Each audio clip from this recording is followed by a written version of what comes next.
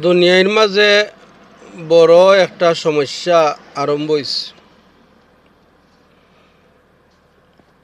কেউ কইন মুরগি আগে আইলো না ডিম আগে আইলো, কেউ কইন ডিম আগে আইলো না মুরগি আগে আইলো। এটা তো বোঝা বড় কষ্ট যে আগে আইলো কোনটা। আগে কি মুরগি আইলো না ডিম আইলো,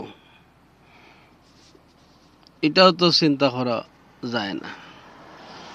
কেউ কেউ কইন না ডিম আগে আইছে, আর কেউ কইন না মুরগি আগে আইছে। আমি তো কিচ্ছু বুঝতাম পারলাম। আমি তো মনে করি যে মনে হয় মুরগিও আগে আইছে।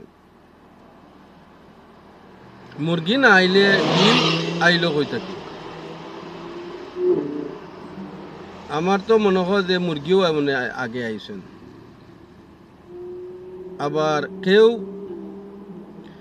মুরগির ডিম যদি ছোট হয় তাহলে দোকানদার ডে গালাগালি করেন, কিতাবা তোমার ডিমও তো ছোট কিতার লাই। আরে ভাই, আরে বোন, ডিম খাইতায় বালা কথা, ডিম কিতা দোকানদারে ফারছেন নি?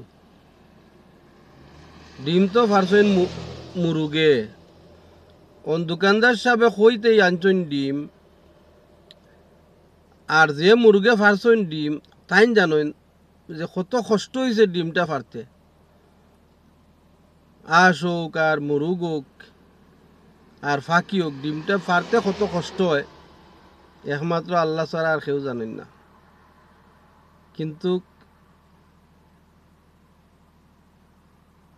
ক্রেতাসকলে গিয়া দোকানদারের লগে মাইল লাগাই দিন।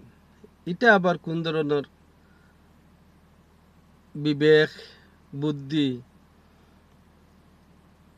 আমি কইতাম পারি না। আরো কিছু কিছু মানুষ আছেন ডিম যদি আনইন তাহলে কইব বা ইয়ে করিও, এই বড় বড় চাইয়া ডিম দিও।